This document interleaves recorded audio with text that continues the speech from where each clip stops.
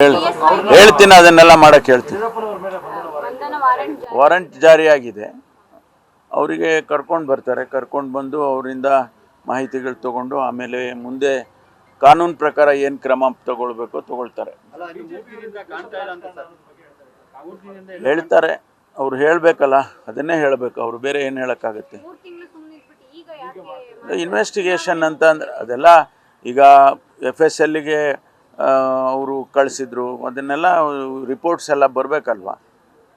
ಅದನ್ನೆಲ್ಲ ಮಾಡಿ ಆ ಪ್ರೊಸೀಜರಲ್ಲಿ ಏನು ಮಾಡಬೇಕು, ಯಾಕೆಂದರೆ ಅವರು ದೊಡ್ಡವರು ಇದ್ದಾರೆ, VIP ಇದ್ದಾರೆ ಅಂಥೇಳಿ ಅವರಿಗೆಲ್ಲ ಎಲ್ಲವನ್ನು ಕೂಡ ಅವರು ಪರಿಶೀಲನೆ ಮಾಡಿ ಆನಂತರ ಮುಂದುವರಿಬೇಕು. ಏಕಾಏಕಿಯಾಗಿ ಒಂದು ವೇಳೆ ತಪ್ಪಾದರೆ ಪೊಲೀಸ್ನವ್ರ ಮೇಲೆ ಬರುತ್ತಲ್ವ.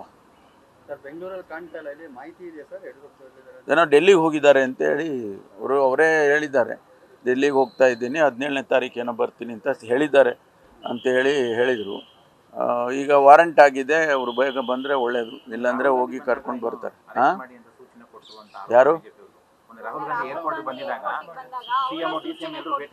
ಇಲ್ಲ ರೀ, ಅವ್ರು ಯಾಕೆ ಇದಕ್ಕೆ ಇನ್ವಾಲ್ವ್ ಆಗ್ತಾರೆ? ಸುಮ್ಮನೆ ಕತೆ ಕಟ್ಟಿದರೆ ಏನು ಪ್ರಯೋಜನ ಇಲ್ಲಪ್ಪ.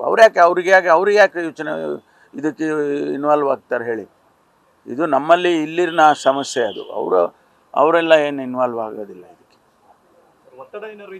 ಯಾವುದೂ ಇಲ್ಲ. ನ್ಯೂಸ್ ಫಸ್ಟ್, ನಿರ್ಭೀತಿಯಿಂದ ನಿಮ್ಮ ಪರವಾಗಿ.